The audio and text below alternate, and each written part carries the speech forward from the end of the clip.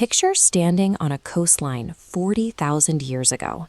The land behind you is familiar, but the ocean stretching out in front of you is a massive, impenetrable blue void. No one has crossed it, and nobody knows what lives inside it.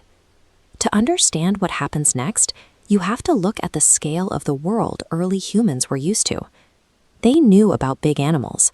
Mammoths, giant bison, and elephants roamed the land. But they had absolutely zero scientific framework to understand the deep ocean. It was entirely a place of danger, filled with strange currents, sudden storms, and total uncertainty. And then, a massive, dark shape violently breaks the surface.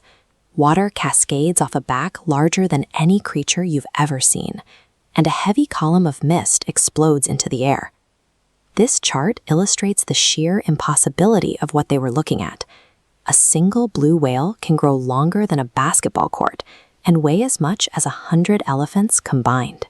It completely shattered the maximum scale of nature they understood.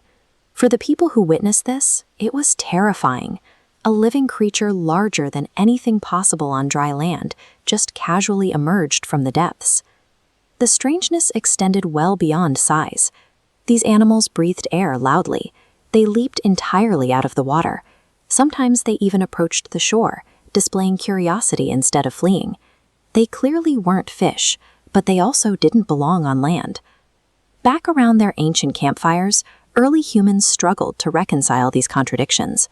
Since this creature didn't fit into any existing category of animal, they began to describe it through the only lens they had: narrative.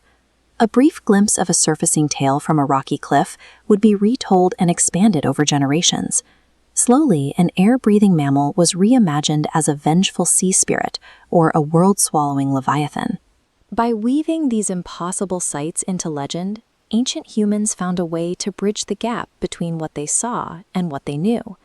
These stories allowed them to name the unnameable, turning a terrifying anomaly into a structured part of their world. These encounters mostly happened along sweeping, dramatic coastlines, where ancient tribes gathered shellfish and hunted seabirds near the surf. But occasionally, the ocean delivered an unimaginable physical encounter. Discovering a stranded whale washed up on the beach meant confronting a towering wall of unfamiliar flesh, thick bone, and an overwhelming smell. A single dead whale provided an immense windfall of calories, fat for fuel, and massive bones for tools. This vital sustenance forced coastal communities into a deep reverence for the animal, viewing them as treasures left by the sea itself. Eventually, human technology improved. Early groups built small, fragile watercraft to paddle out past the breaking waves and secure food further offshore. Imagine navigating the open water and suddenly watching a dark, live-in shadow larger than your entire vessel glide silently directly beneath the hull. Moving closer to the whale's domain did not make the animal seem normal. It only amplified human vulnerability, cementing the ocean as a wildly uncontrollable space. The massive, surfacing shapes that once defied explanation now sit clearly within our biological records. We know these giants are mammals, relying on the same oxygen and sharing the same basic anatomy as the humans who first feared them. This highlights an incredible biological twist.